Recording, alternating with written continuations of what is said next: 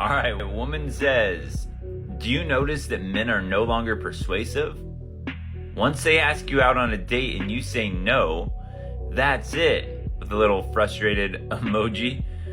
And guy replies, top comment, if I want to play games, I got a PlayStation. Oh, that's great. Well done from this guy.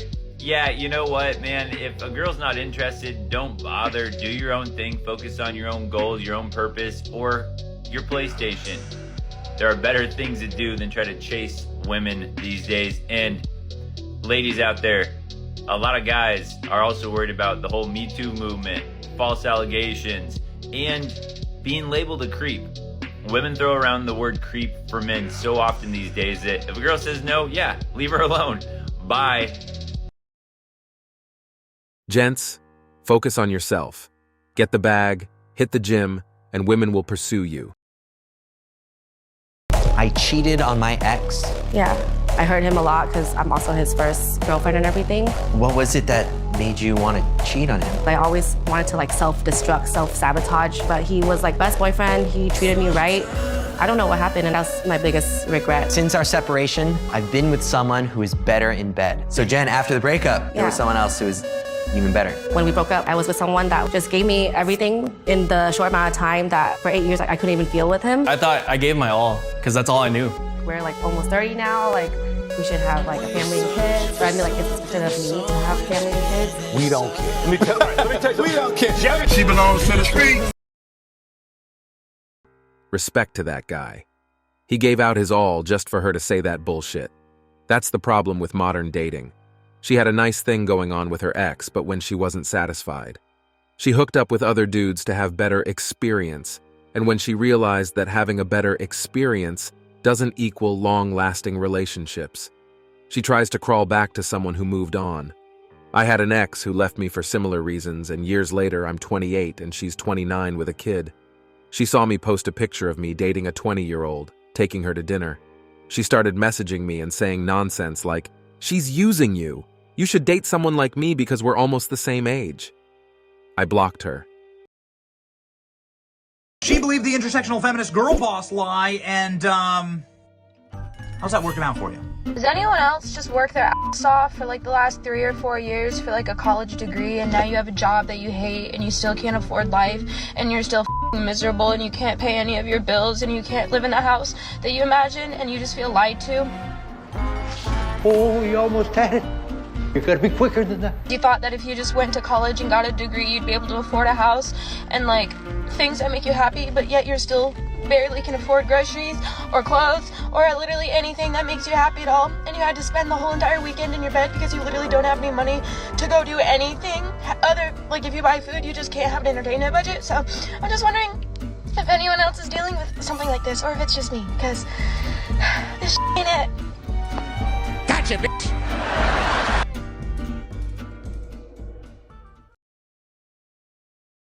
Most of us men call that life. She's talking to every father and husband who deals with this every day and says nothing. We still get out of bed and help our family. Keep voting for those social programs that make you feel so warm and fuzzy, and keep watching your check disappear into thin air. You want a guy to be a provider, correct? When you get married, how much of the household income do you want to be contributing? Money-wise? Yeah. You want him to be the sole breadwinner, correct? Yes. You think you'll be able to get that, correct? Yes. How many men do you think can go out into the dating marketplace and want to provide zero financially and expect to get a partner? I don't know. Very, very few. The vast majority of women, as a lot of the women here answered, I want a guy who makes at least as much as me or more. Or I want a guy to be the sole provider. So could it be the case that the reason that there's a patriarchy and that men occupy the highest positions of power and the most desirable jobs and make the most money is because there's a mating pressure on men that does not exist in women? Their brains won't handle this logic. It will be too hard for them to comprehend, which will, in turn, be viewed as disrespectful and misogynistic. Not even in a NASCAR race have I seen so many wheels turning in the same direction. Even some women are calling this shit out, like this one comment said, My husband is the sole breadwinner and I'm his helpmate in the home. He gets to come home to have dinner done, clean house, laundry done, and he gets to relax, play his game, drink his beer. If they want a guy to be a provider, they better be ready to take care of the home front. These women just want to sit, look pretty, and spend money. We live very frugally and simply make one income work. They couldn't do it. They're looking for money, not love. Well, that's because we don't have to. No means no. If I go up to a girl and I ask her, hey, let's meet up sometime, or hey, let's go out, and she doesn't say yes, she says anything but a yes, then it's a no. And as a man, you move on. But the reality is, as a man, you only pursue those that want to be pursued. Okay? You will only go out with those who actually want your time and attention. Back in the day, men would apply pressure, but you know why? It's because you would get rewarded. You took a girl out several times and you guaranteed your spot in her life. That's how it was. You know, essentially your provision was landing you the girl. All you had to do was go through some dates, and if you liked her, she was yours. Now that's not the case anymore. A girl, you could go out with her as many times as you want, and she doesn't have to give you nothing in return. In fact, she doesn't ever have to do nothing for you. So that's the reality of what dating looks like for a man in 2023. So as you can see with all those comments, the reality is men will ask you once, maybe twice, and that's it.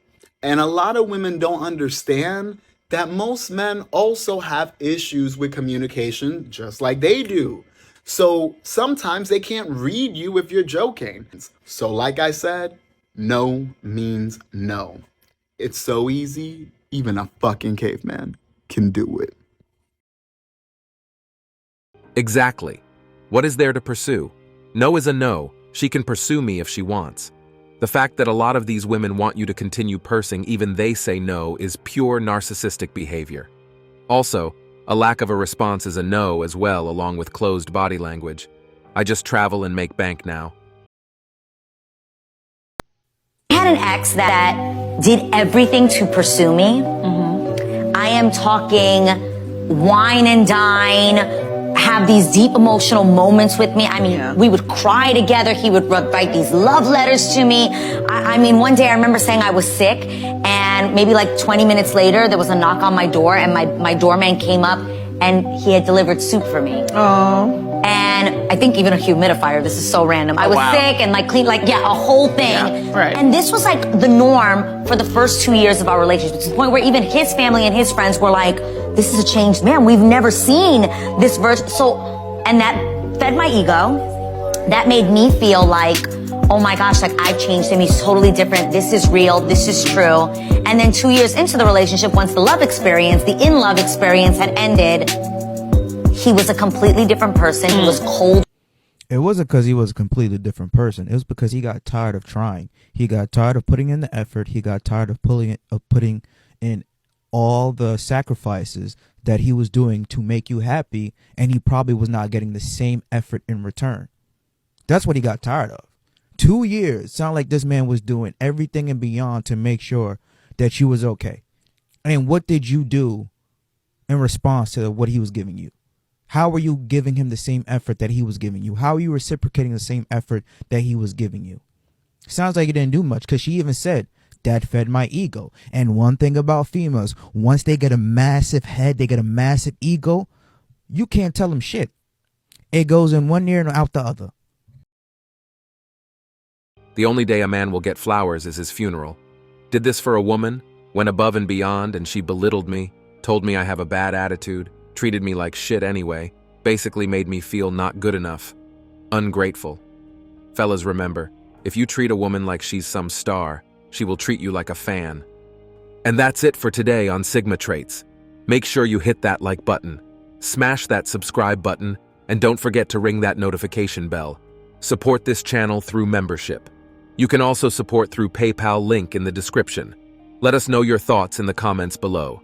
See you all tomorrow.